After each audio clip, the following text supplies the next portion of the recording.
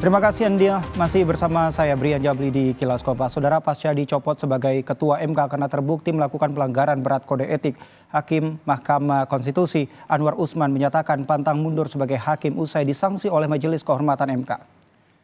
Anwar Usman merasa sudah difitnah dan disudutkan oleh berbagai pihak. Ia menyatakan harkat dan martabatnya sebagai hakim tercoreng. Anwar juga pantang mundur sebagai hakim konstitusi. Sebelumnya Selasa kemarin Majelis Kehormatan MK menjatuhkan sanksi untuk Anwar Usman.